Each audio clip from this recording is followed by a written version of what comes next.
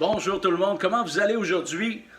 5 stratégies pour conclure vos ventes en mettant moins d'énergie, en dépensant moins d'énergie, puis en ayant plus d'impact. Alors, 5 stratégies pour conclure vos ventes. Alors, c'est une série de vidéos. Je suis rendu à ma 3e vidéo sur les stratégies de vente. Ceux qui ont vu les 2 dernières vidéos, c'était dans les 2 dernières semaines.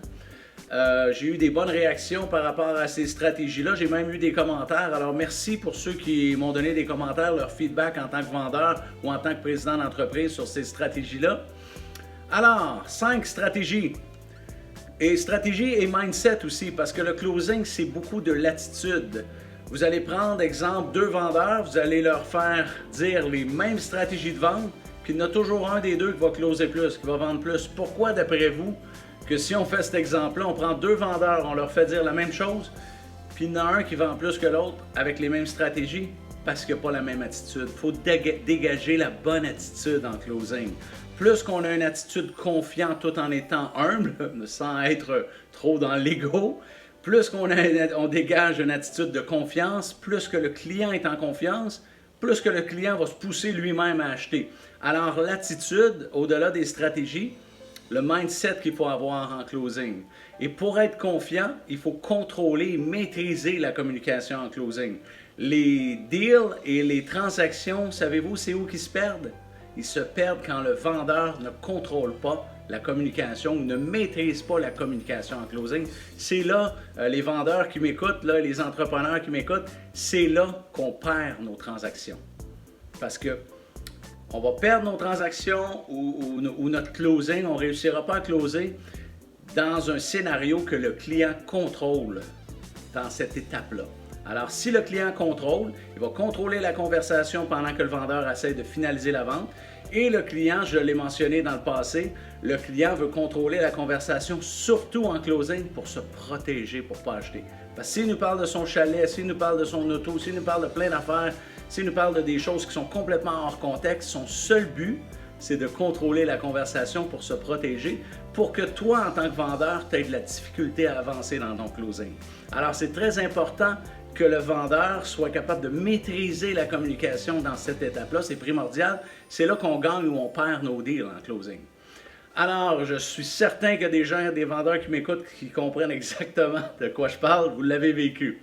Alors, ce qu'on veut faire pour contrôler la conversation, je vous le réexplique au niveau de la psychologie, c'est que quand on pose une question précise, je dis bien une question précise, ça va amener notre client à réfléchir pendant une fraction de seconde et pendant qu'il réfléchit, il est en réaction, alors on a agi sur lui. Pendant qu'il réagit, on contrôle subtilement la conversation. Alors la seule façon en passant d'augmenter notre impact au niveau de la communication générale, c'est dans la qualité de nos questions.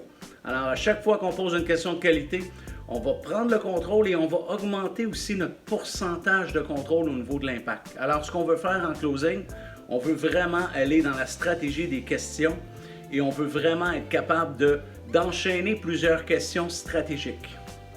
Alors, la stratégie, là, je vous ai donné plus de la psychologie de succès au niveau du closing.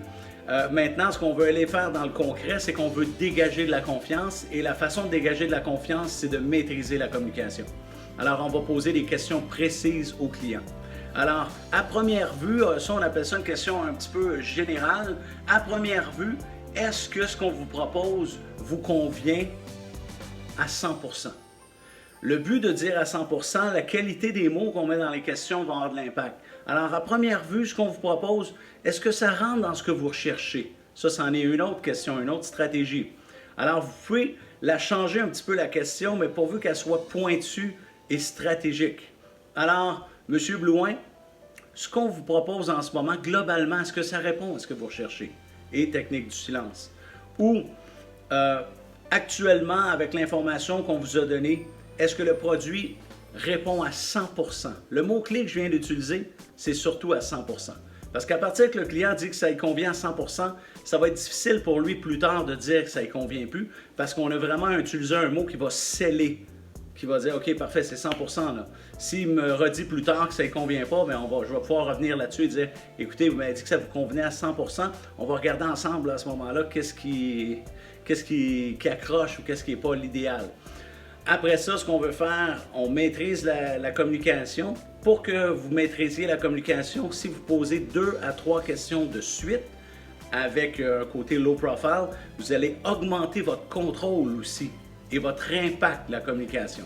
Alors, les vendeurs qui m'écoutent, pratiquez ces stratégies-là. Je vous invite à commenter, à me donner des feedbacks sur mon Instagram à Francis Bergeron 33. Avec plaisir, je vais répondre aux différentes questions sur les messages. Bon succès, gardez le focus.